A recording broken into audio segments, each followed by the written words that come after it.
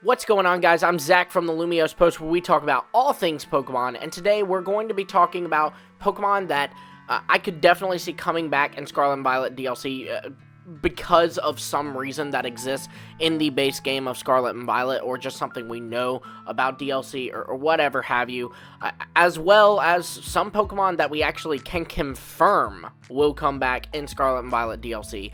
Before we jump in, I do want to apologize. My voice might sound a little weird, and I might sound a little out of breath this video.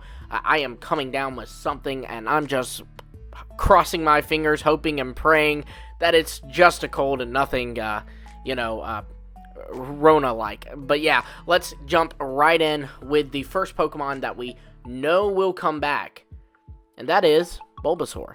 So Bulbasaur is going to be coming back. We know this because in the data for Scarlet and Violet, we find that there is a trainer, likely saved for DLC, that uses a Bulbasaur. So, if they're using a Bulbasaur has to be in the game for them to use it. And to be honest, this isn't too surprising. It's Gym 1 Pokemon. Charizard's already in the game, but these two were left out, Bulbasaur and Squirtle. So I totally think that it's pretty likely that they're going to come back in DLC, in a similar way to how Charmander was in the base game of Sword and Shield, and then Bulbasaur and Squirtle came in Pokemon Home. So, they were brought in once that came out. They were already in the coding for the base game and just came in Home. This is a little bit different from that because they won't be coming in until DLC, but I do think that will happen, which obviously means the next one is Squirtle. There's no way that Charmander and Bulbasaur are going to be in the game and not Squirtle. I mean, one Pokemon out of a starter trio and two missing, sure, whatever. We see it with Charmander, we see it with Cyndaquil, Rowlet, and Oshawott, but two to be there, Charmander and Bulbasaur, and not Squirtle, come on, they're not going to do that. So I do think that Squirtle is very, very likely to appear. Now, the next Pokemon we have is actually also used by this trainer that we don't know the name of, who is using a Bulbasaur. They are also using a Gossifleur, so this would imply that Gossifleur is also going to come back in Scarlet and Violet DLC, which is fine. I mean, this is kind of a standard Pokemon that I don't really have much of an opinion on, Gossifleur and Eldegoss. I don't hate them. I'm not in love with them. They're not my favorite Pokemon, but they are pretty cute Pokemon, especially Eldegoss. So it's nice that they're joining the fray once again.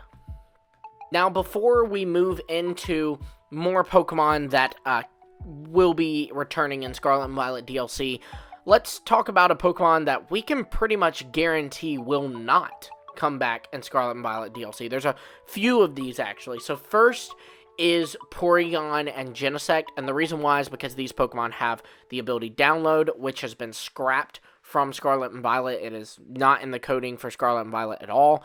Now, they could always add this back in, so that does make them not appearing a little less likely. They always could bring back Porygon, Genesect, and/or Genesect, and then reprogram Download into the game. But the fact that's not here when Parental Bond was still in Sword and Shield just kind of makes me think these will be sitting out this gen. Now, one Pokemon that I can guarantee will be sitting out this gen is Shedinja, and the reason why is because Shedinja, and by default Nincada and Ninjask, will not be appearing as well. Shedinja is impossible to beat in this game. So Shedinja has the ability Wonder Guard, and what that means is that Shedinja cannot be hit by a move unless it's super effective against Shedinja. Shedinja is a bug ghost type, so it can be hit by a fire type move, a rock type move, a ghost type move, a dark type move, or a flying type move. But like a water move, for example, will not affect it. Now, the reason that this is a big deal is because if I were to make my Shedinja a Terra Electric type, and I were to Terastallize my Shedinja, it would become pure electric, which means it is only weak to ground, and so because of its ability, only ground moves will be super effective on Shedinja. However, if I give it an air balloon, it will levitate in the air, so it won't be hit by ground moves, and it would have to be hit so that the air balloon pops and it lands on the ground and then can be hit by ground moves. But again, that's not possible because moves can't hit it because of its ability. So you see, this Pokemon will be nearly impossible to beat. The only way you could beat it is by using moves or using Pokemon whose abilities ignore the opposing Pokemon's abilities. So things like Mold Breaker, for example. Excadrill, Haxorus is actually in Scarlet and Violet, so we'll use that. Haxorus has Mold Breaker, so it would be able to still hit Shedinja. But I mean, you can't put a Pokemon in the game that only has like a very selective thing. You know, it means that I would have to bring a Mold Breaker Mon in all my battles, because if someone is bringing a Shedinja that's Terra Electric with an air balloon, and I am not bringing a Mold Breaker Mon, I have lost. Like, it's not even up for debate. I just lost. So, it's very, very, not impossible, but difficult to beat. So, I highly doubt that we will see Shedinja return in these games.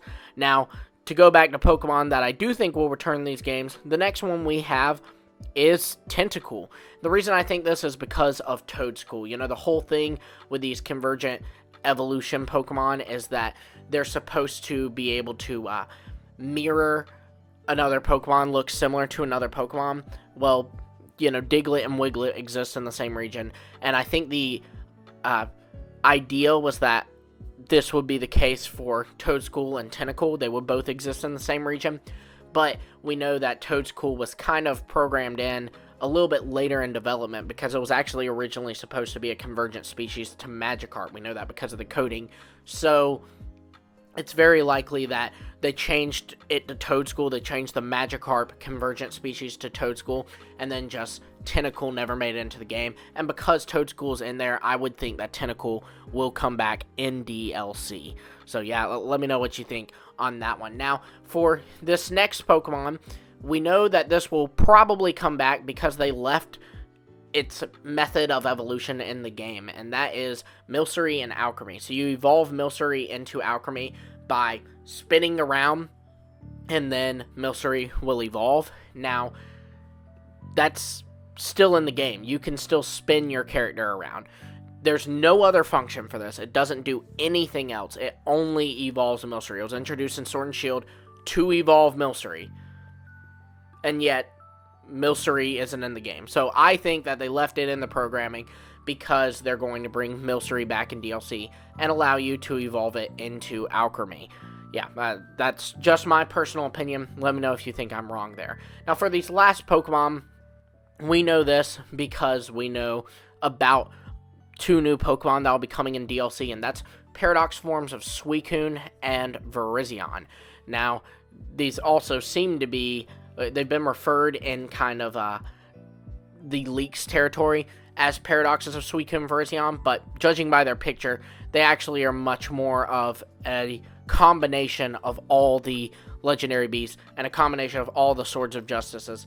So it's very likely that because of this, we will see regular Suicune Entei Raikou and regular Virizion, Cobalion, and Terrakion return in Pokemon Scarlet and Violet's DLC, as so far every Paradox Pokemon we've had, we can find their modern-day counterpart in Paldea as well. So if these are going to be DLC bonds, then I would imagine that so will the Legendary Beasts and the Swords of Justices. And so, by that, we could also say that maybe Keldeo will return as well. Even though it's not seen anywhere in the design of this Sword of Justice Paradox, we could still assume that Keldeo will be in because it's so heavily tied to the Swords of Justice, in a similar way to how Carbink is a home transfer because Diancie is a home transfer.